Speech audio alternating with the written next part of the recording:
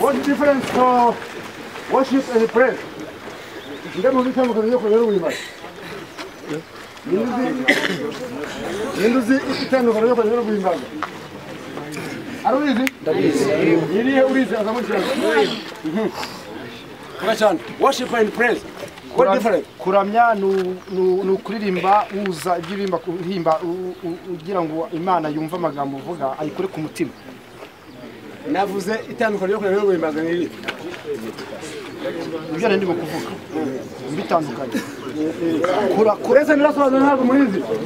Ya musimba yo wimbaza. Naho zitaruka. Ni. Ahubwo biterwa na message ushaka gu. Bigeze kuri Isro. Bitanyuza worship. Patrengo. Kenya. Kenya. No tuyamo. Kenya. Urumva? Ni ya message ariko itagenza uko yahoze igenda. Ni message imwe mujya musonara ni uko rero buyimbaza uko rero inzego zigenda buke no buyimbaza zirukanye never. Ntabwo ari duna twagiye rero. Dusoza.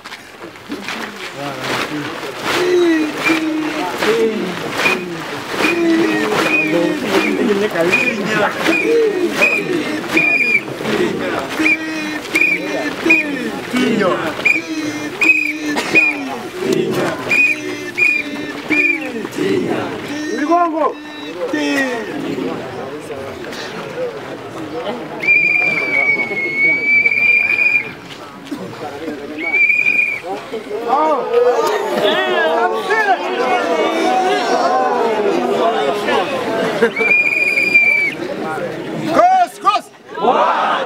Kama mimi nimekuwa mbele yenu inabidi sasa ili mnisaidie sana wakati wa kuongea. Nivuge cyane nivuga ngo stand still.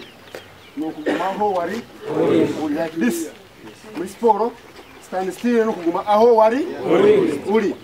Ko nago abafaransa bakunda kwiga sport. Sport yitwa n'abongereza. Nabana rero hanyuma rero ntabwo ugira ngo ikindi. Hanyuma tugiye kunanura imibiri yacu. Tubice bita muri stretching. Twakoze running kandi tuvuye muri running muri stretching. Iminota mike yose ariko ukumva hari ikintu kigiye. Sawa? Sawa. Okay.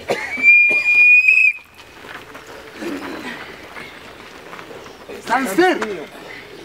Ndio. Ukizi migongo yenu?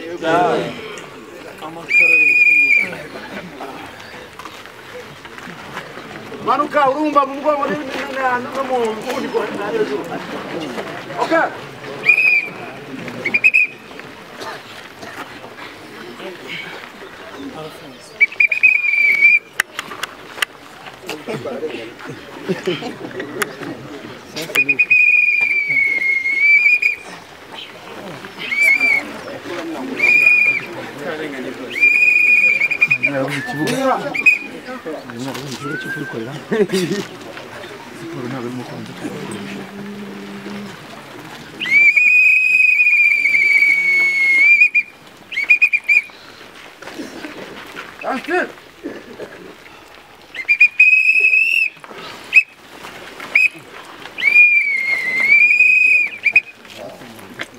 Metuza!